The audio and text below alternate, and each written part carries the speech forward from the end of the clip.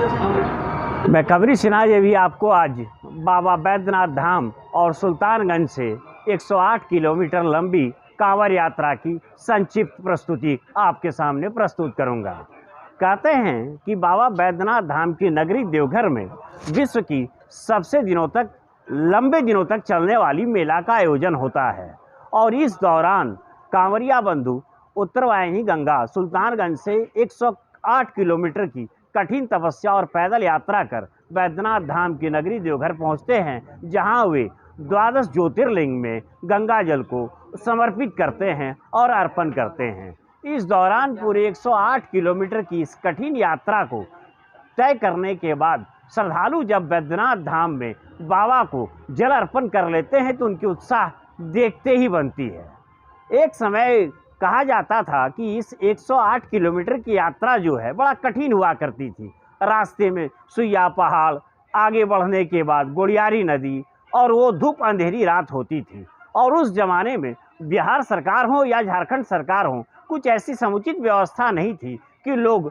आराम से इस यात्रा को अपनी पूरी कर पाएँ। लेकिन उस कठिन यात्रा के दौरान भी एक बहुत क्या कहते हैं आपको अंतर्ध्यान करके लोग बाबा के नाम पर, बाबा के सहारे और बोल बम के नारा के साथ यहाँ पहुँच पाते थे।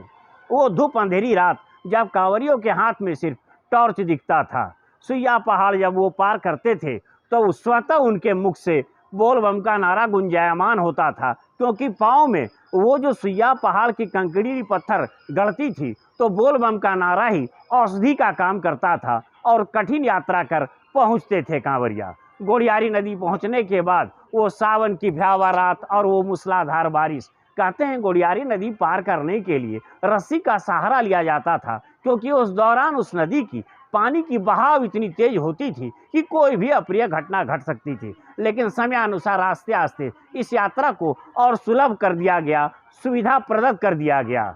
नतीजा है कांवरियों की संख्या में वृद्धि हुई और लगातार यह कांवड़ यात्रा विश्व में अपनी आप ख्याति लेकर अमिट छाप छोड़ते चला गया।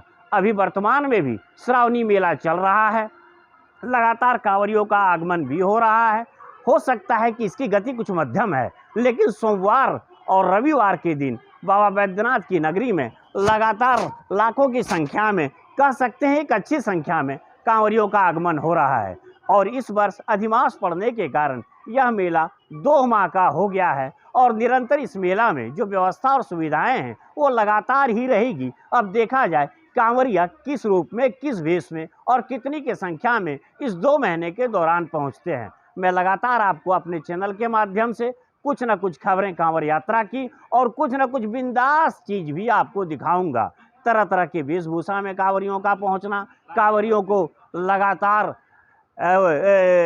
गंगा जल का वो बड़ा से बड़ा पात्र, बहुत से ऐसे भी कांवरिया हैं जो अपने माता पिता को इस यात्रा में लेकर आते हैं, उन्हें बहंगी में बैठा कर लाते हैं और पुण्य के पात्र बनते हैं, पुण्य के भागी बनते रहें। आप देखते रहें कवरी सिन्हा जी। बोल बम, हर हर महादेव।